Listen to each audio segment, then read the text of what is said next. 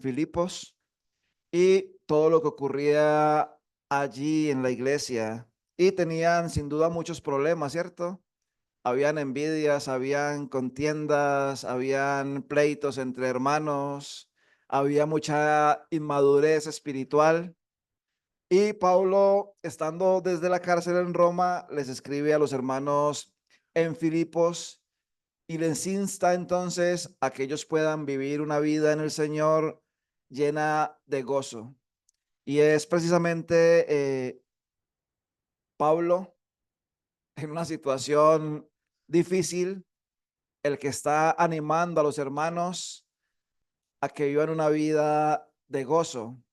Habíamos dicho que los hermanos en Filipos tenían muchos privilegios y algunos de esos privilegios era que ellos eran considerados como ciudadanos romanos por ser Filipos una de las principales como provincias de los romanos, y eso también les llenaba de orgullo. Y en el capítulo 3 y versículo 20, Pablo les va a escribir así: mas nuestra ciudadanía está en los cielos, de donde también esperamos al Salvador, al Señor Jesucristo. Entonces, les va a decir básicamente, no importa si son romanos o griegos o judíos, nuestra real ciudadanía está en los cielos. Y eso entonces era de también ánimo para los creyentes allí en Filipos para seguir la vida a la cual el Señor los había llamado. Habíamos hablado también un poquito acerca de los ancianos, un poquito acerca de los diáconos.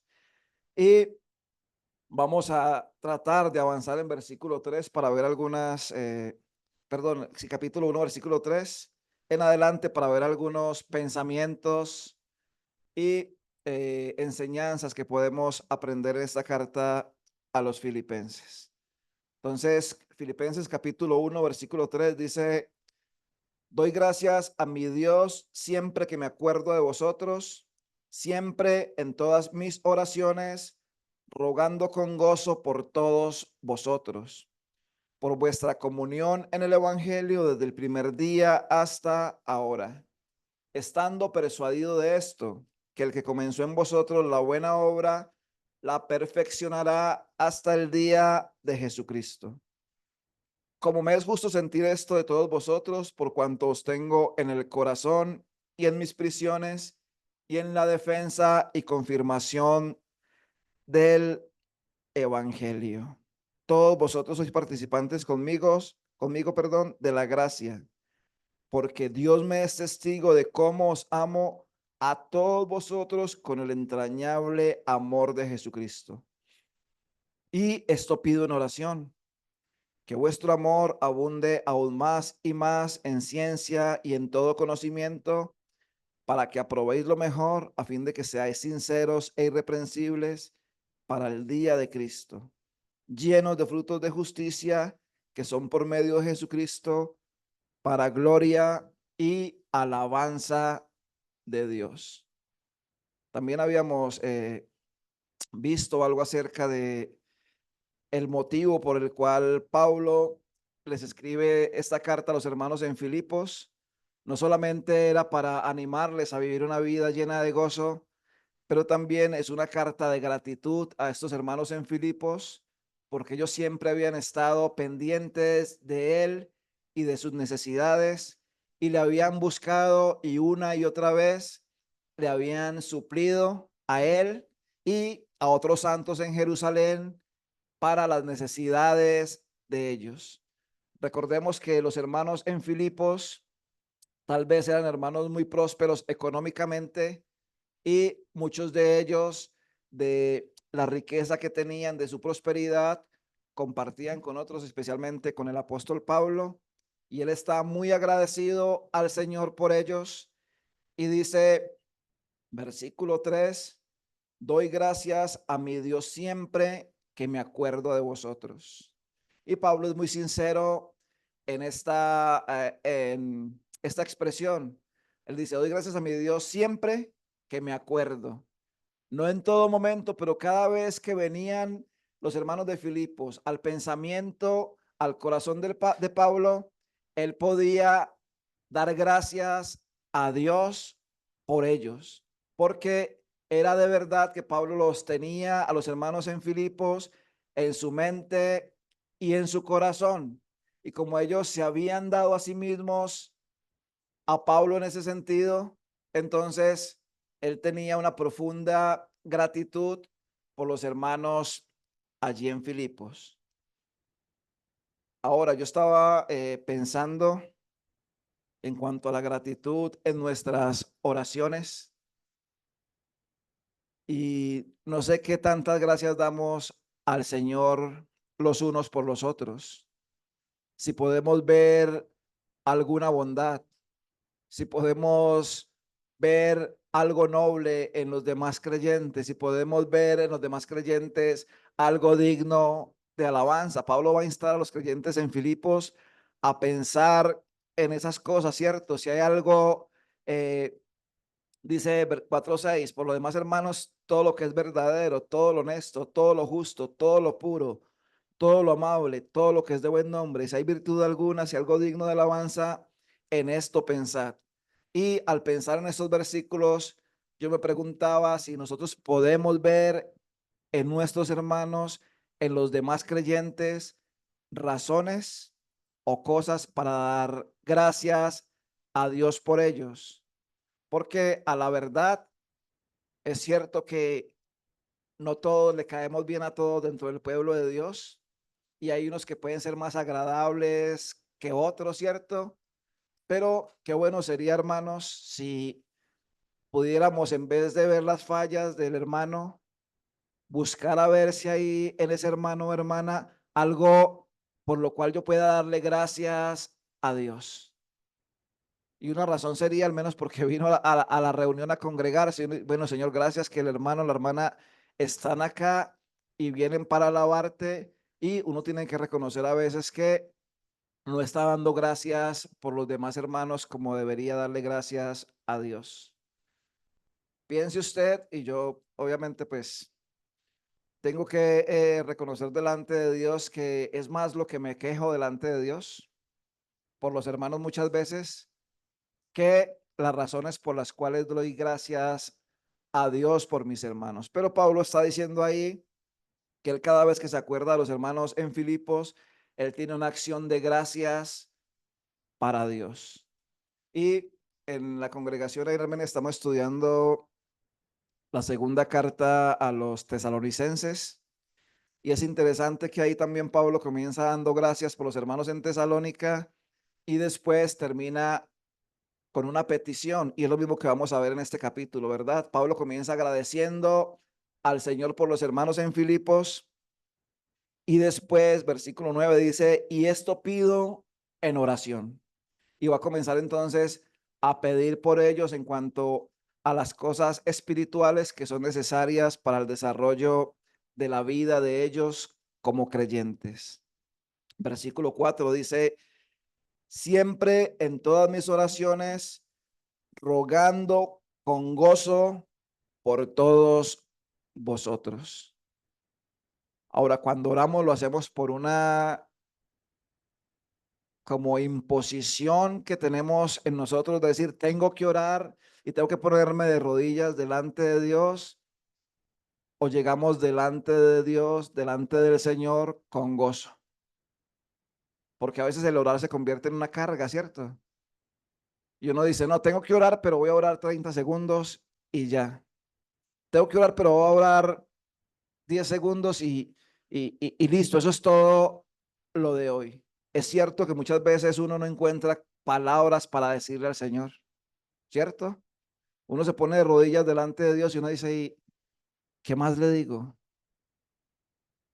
¿Por qué más le agradezco? Pero hay tanto, pero tanto, tanto para agradecer al Señor que la noche sería corta o el día sería corto para agradecerle al Señor, pero nosotros no estamos normalmente pensando en esas cosas. Ahora, hay gozo cuando oramos. Primera Tesalonicenses 5:16 dice, Estad siempre gozosos, ¿qué? Orad sin cesar. Estad siempre gozosos, orad sin cesar. Ahora, Pablo va a usar tres palabras para referirse al gozo en esta carta a los filipenses. Y está hablando acá de la oración, ¿cierto? Está hablando también en el versículo 18, que no lo leímos, vamos a leerlo después, pero dice que pues, que no obstante, de todas maneras o por pretexto, por verdad, Cristo es anunciado y en esto me gozo y me gozaré aún. Entonces no solamente había gozo en la vida del apóstol Pablo al orar por otros creyentes, pero también había gozo en la vida de él al saber que el evangelio estaba siendo anunciado, que el evangelio estaba siendo predicado, que algunos por pretexto o por envidia estaban predicando. Él dice, sus razones, allá ustedes con las razones por las cuales están predicando, pero lo que me trae gozo al corazón es que el nombre del Señor Jesucristo esté siendo anunciado. Y ahora yo me pregunto, ¿qué tanto gozo nos da a nosotros que el evangelio se proclame, que el evangelio se extienda? Porque a veces hay envidia en cuanto a esas cosas, ¿cierto? Que otro está yendo a predicar el evangelio, entonces hay envidia porque es que no soy yo el que estoy yendo. Pero usted puede ir a otro lugar.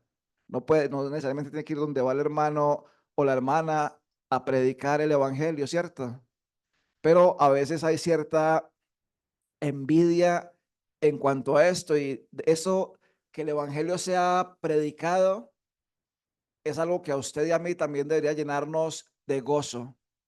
Es algo que a usted y a mí debería inspirarnos también para ir a predicar el evangelio a otros lugares.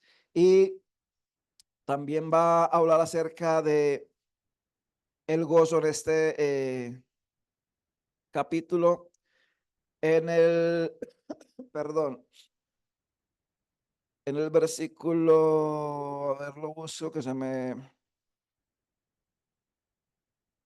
perdió 25. Dice Pablo, y confiado en esto, sé que quedaré, que aún permaneceré con todos vosotros para vuestro provecho y gozo de la fe. Ahí la fe se relaciona con la vida cristiana, con todo lo concerniente a la vida nueva del creyente. Y entonces, otra razón por la cual nosotros deberíamos vivir con gozo es por ver todo lo que la gracia de Dios ha hecho en nuestras vidas y cómo la vida cristiana es totalmente diferente a la vida que vivíamos antes. Y uno de los propósitos o eh, anhelos del apóstol Pablo para los creyentes en Filipos es que ellos pudieran vivir esa fe con gozo. Y entendemos por Gálatas capítulo 5 versículo 22 que el gozo pues hace parte del fruto del Espíritu Santo, ¿cierto? Mas el fruto del Espíritu es amor, gozo, paz, paciencia, bondad, benignidad, fe, mansedumbre, templanza. Pero dice que parte de ese fruto es el gozo.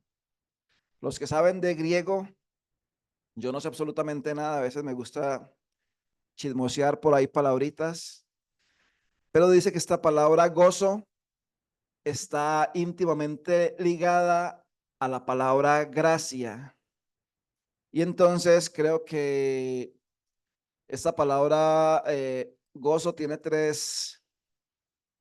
como tres connotaciones o tres usos diferentes acá en esta carta a los filipenses, pero creo que gracia es charis y gozo es chaira. Entonces, algunos hermanos estudiosos de las escrituras dicen que el gozo, entonces, en ese sentido, es también producto de la gracia de Dios para la vida del creyente. Entonces, podemos gozarnos, ¿cierto? En diferentes aspectos de la vida cristiana. Y lo que vamos a ver acá no son cosas materiales. ¿Ven? Las cosas por las cuales Pablo se está gozando es por cosas espirituales.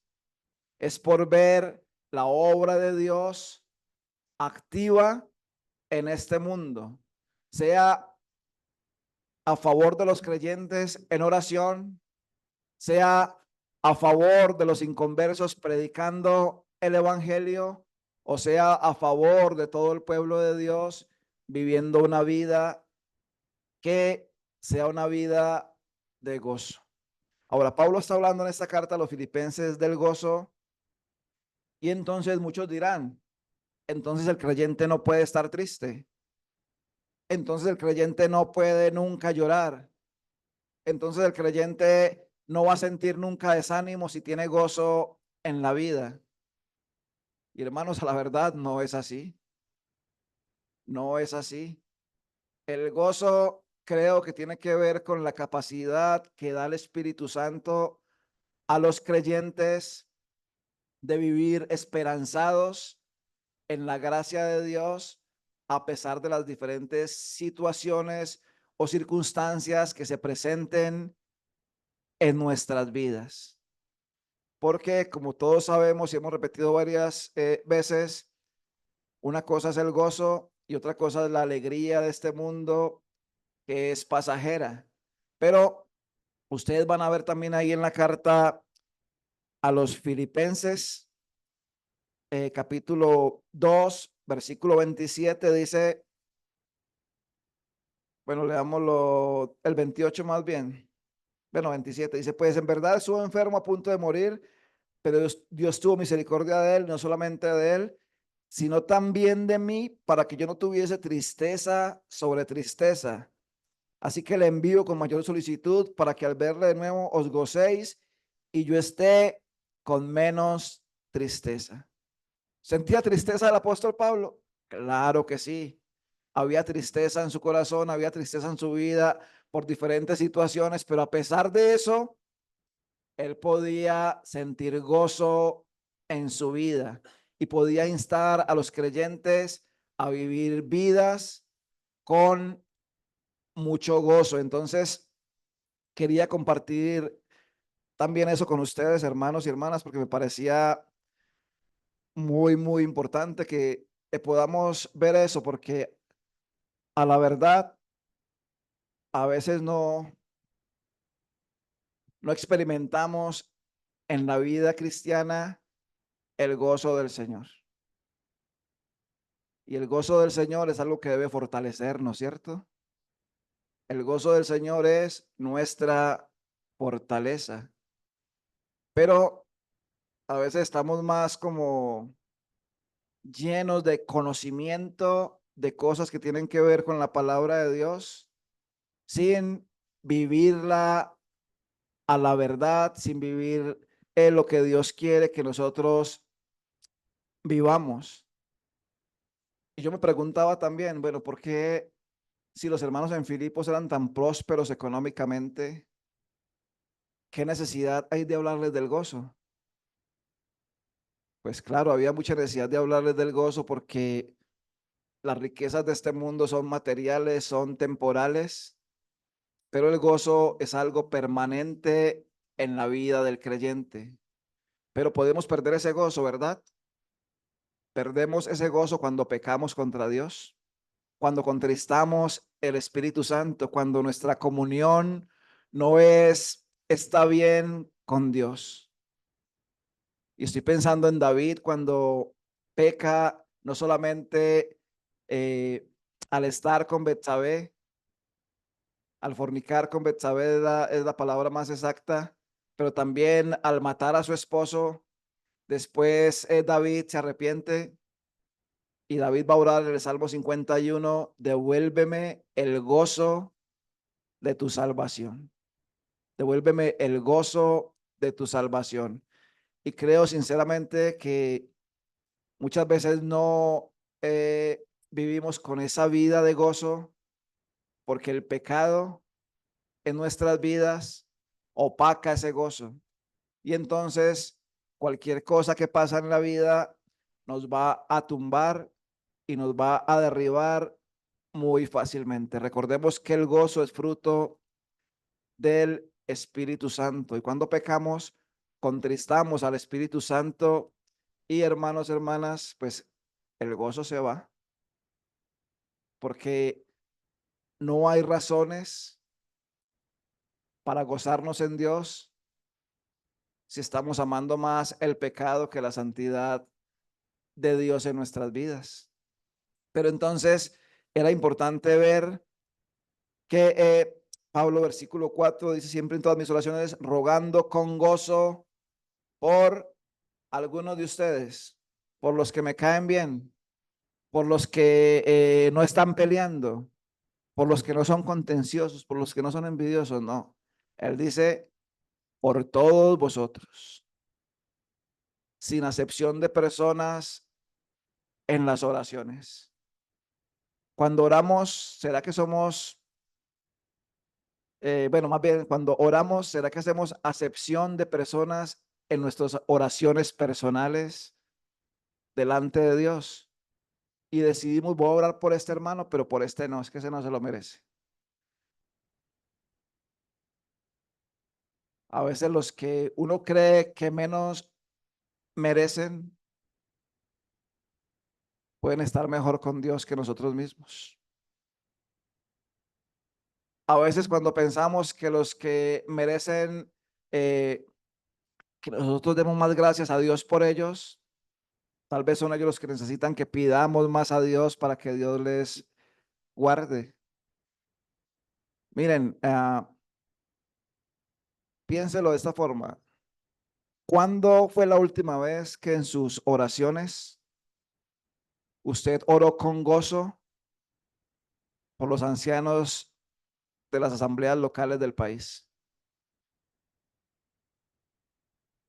¿Sabemos sus nombres? ¿Cuándo fue la última vez que usted oró por los obreros del Señor acá en Colombia? ¿Quiénes son? ¿Dónde viven? ¿Dónde están? ¿Sabe usted algo acerca de ellos? ¿Conocemos qué pasa a nuestro alrededor con respecto a la obra de Dios?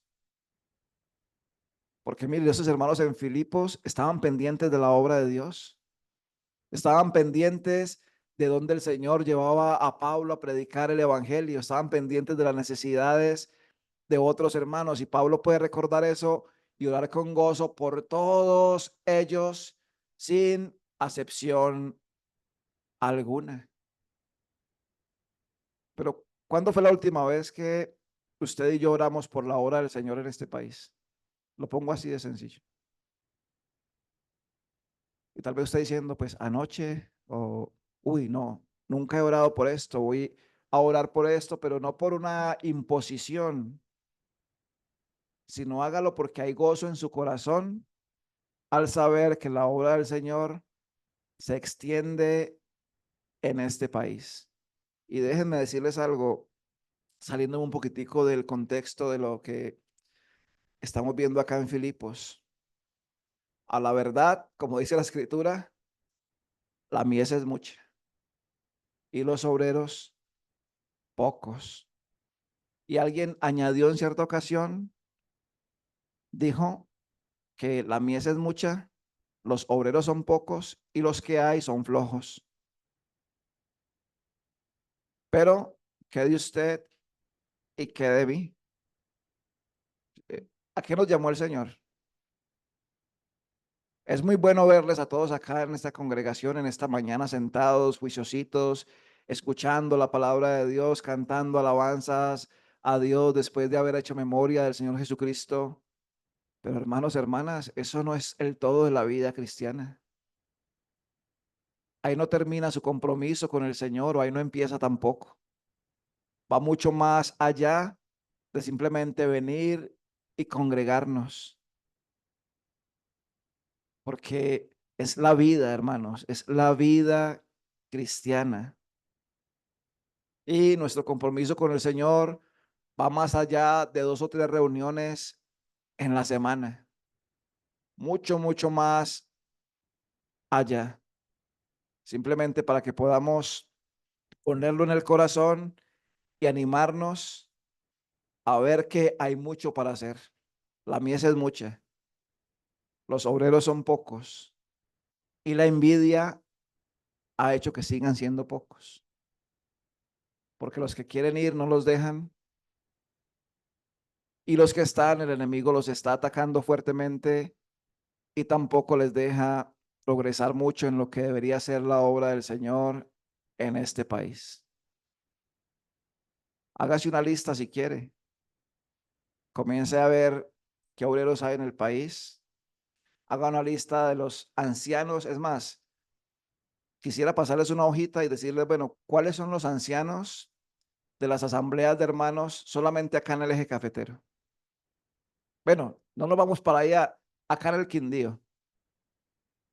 Si saben que hay una asamblea en Montenegro, si saben que hay, bueno, iba a decir una asamblea en Calarca, pues obviamente sí, pero ¿saben que hay otra asamblea aparte del Parque Cafetero en Armenia? Venga, y son hermanos. ¿Necesitan apoyo? Mucho apoyo, mucha ayuda. ¿Saben quiénes son los hermanos que están al frente de las asambleas? ¿Saben de bueno, de las obras que se están haciendo en diferentes lugares? Entonces, hay muchos motivos de oración, ¿cierto? Hay muchas cosas por las cuales podríamos orar y a veces, bueno, yo peco mucho en eso porque a veces cuando oro saco una lista de mis necesidades. Uy, es una lista larga, pero el recurso de la oración nos ha sido dejado para aprovecharlo más inteligentemente, ¿cierto? Y podemos hacerlo de muchas maneras. Entonces, para ir terminando acá y no demorarme tanto, dice, con gozo por todos vosotros, por vuestra comunión en el Evangelio desde el primer día hasta ahora. Y ya vimos entonces que ahí tenía que ver con ayuda económica. Ahora, esta palabra evangelio se va a repetir en este primer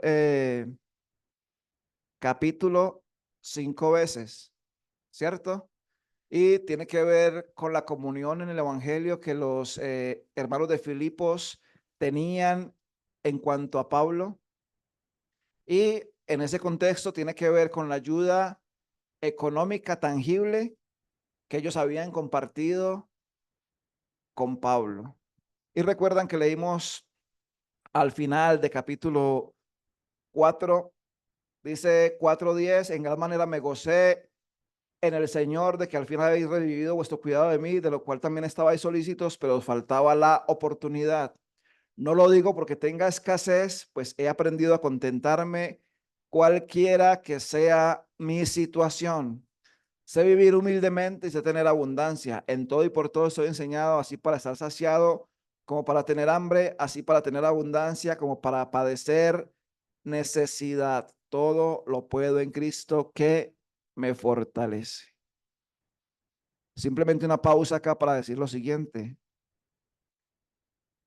Si usted quiere servir al Señor por acomodar su vida económicamente, déjeme decirle que está mal. Creo que fue Spurgeon el que dijo que el que sirve a Dios por un salario o por precio más bien, le va a servir al diablo por un mejor salario. Pablo dice, sé vivir humildemente, sé tener mucho, sé tener poco. Por todo y en todo estoy acostumbrado. Y cuando él no recibió, él usó sus manos para trabajar. Y no solamente trabajó para suplir sus necesidades, pero también las necesidades de otros hermanos. Entonces no servimos al Señor por la plata de este mundo que perece, pero es curioso y voy a contar algo que tal vez me imagino que están grabando ahí y me van a llamar a decir, ay, ¿cómo así? ¿Por qué está contando eso? Pero hace tiempo, y no es chisme, pero hace un tiempo el Señor me dio la oportunidad de ir por ahí a un lugar y pues el Señor permitió visitar muchos hermanos en ese tiempo y conocer muchas casas de misioneros. Y las casas de los misioneros eran, wow, uno se quedaba, "Wow, qué casota". Iba a las casas de los creyentes, unos ranchitos de esterilla. Eh, yo no estoy diciendo que esté mal que vivan bien, ¿cierto? Pero la opulencia muchas veces desacredita el mensaje del evangelio. Y puede que usted tenga su carro, yo qué sé, su Porsche legítimamente,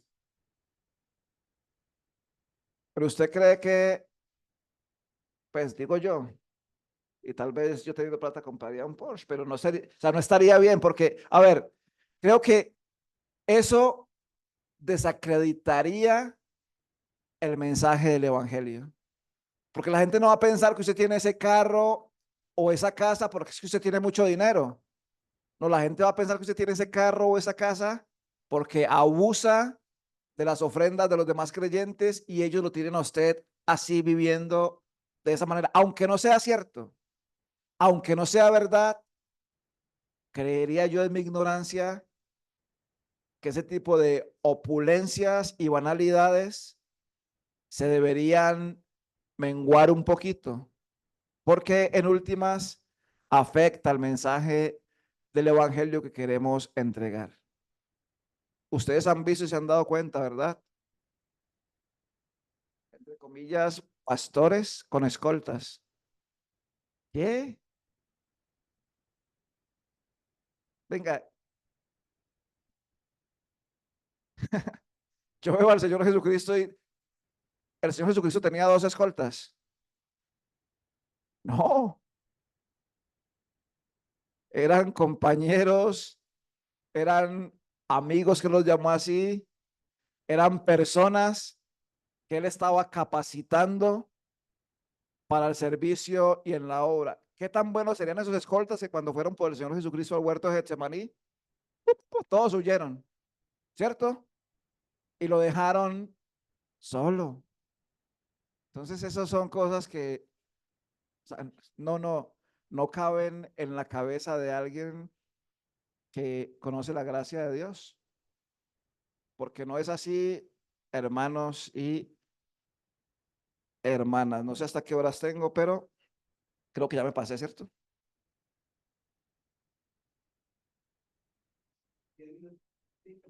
Bueno, 5 minuticos más simplemente para terminar con esto que está acá. Entonces, Pablo les va a escribir también a ellos, versículo 12, y les va a decir, quiero que ustedes tengan la siguiente información, y es que las cosas que me han ocurrido, lo que me ha sucedido, mi encarcelamiento, ha servido para que el Evangelio progrese, para que el Evangelio se extienda a otras personas, para que otros conozcan de la gracia del Señor Jesucristo. Entonces, no sabemos en qué circunstancias nos va a poner el Señor, pero esperamos que las circunstancias en las cuales el Señor nos ponga sirvan para que el Evangelio se extienda.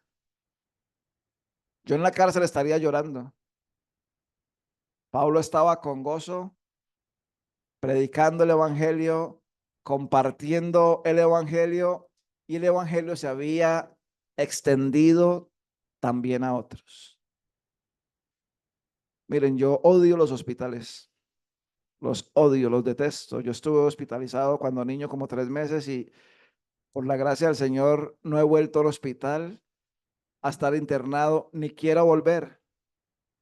Yo detesto eso. Yo entro a un hospital y me enfermo con el olor, con todas las cosas. Lo detesto eso. Y sin embargo, en algunas ocasiones he ido a visitar a algunos hermanos y hermanas que han estado hospitalizados.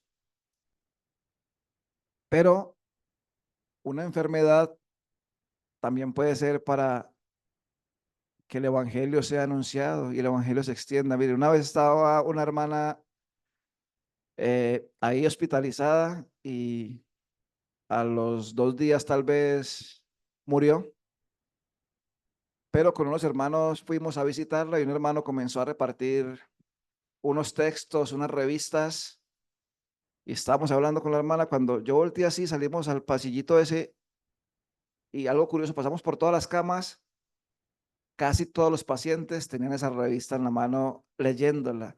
Personas que estaban acompañándoles ahí tenían ese texto en la mano leyéndolos y yo me quedé sorprendido porque eran todos los que estaban hacia alrededor, pero eso es algo mínimo, ¿cierto? Porque simplemente es evangelizar, pero el Señor puede hacer muchísimas cosas en medio de muchísimas circunstancias.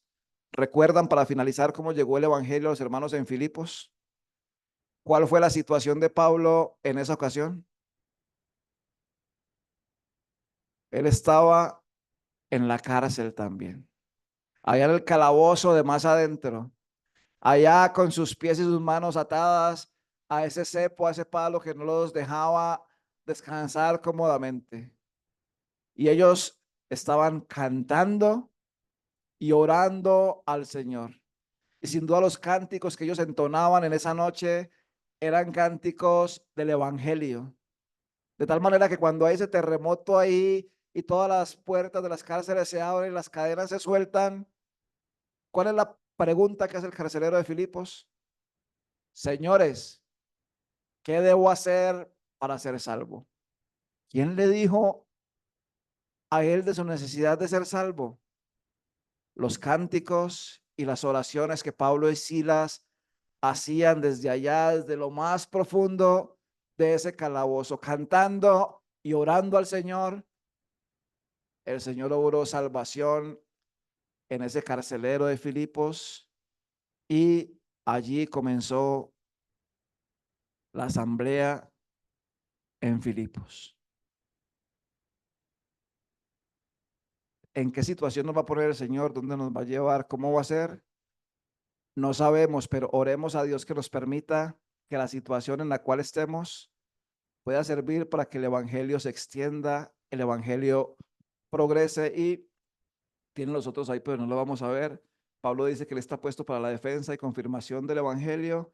Él vive que los creyentes sean dignos o que vivan vidas dignas del evangelio al cual han sido llamados y que ellos puedan vivir la fe del evangelio. ¿Qué leímos esta mañana? El hermano Ramón leyó. Además os declaro, hermanos, el evangelio que os he predicado, en el cual asimismo, ¿qué?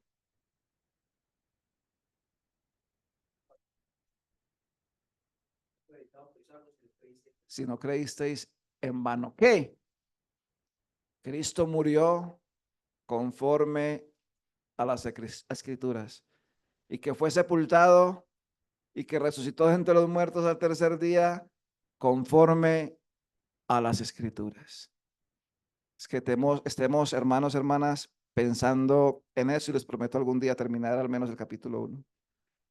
Oremos. Padre, te damos gracias por tu palabra. Gracias por tu Santo Espíritu morando en nosotros. Y Padre, ayúdanos a vivir vidas que sean dignas de ti. Ayúdanos a vivir vidas que te honren, que te glorifiquen.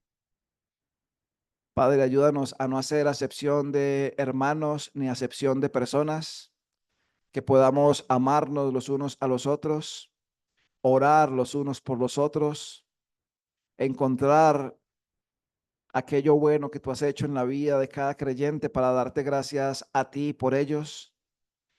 Y Padre, queremos en esta mañana darte gracias por los hermanos, hermanas acá presentes, por lo que tú estás haciendo en sus vidas y por lo que leíamos en tu palabra, de lo cual el apóstol Pablo estaba seguro con respecto a la vida de los hermanos en Filipos, que tú que comenzaste la buena obra en ellos, la vas a perfeccionar hasta el día de Jesucristo.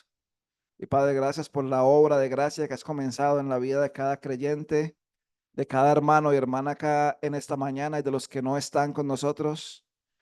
Padre, gracias que tú has comenzado a obrar en cada una de nuestras vidas y que tu gracia nos va a enseñar, nos va a guiar, que tu Santo Espíritu nos va a mostrar la verdad de tu palabra y nos va a enseñar cómo vivir de manera que podamos honrar y glorificar tu nombre.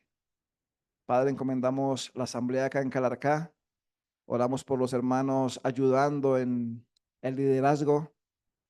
Oramos por Ramón, su esposa y sus hijos, que tú le guardes de los ataques del maligno, que le ayudes, que le fortalezcas y que le ayudes a seguir creciendo en el conocimiento eh, del Señor Jesucristo.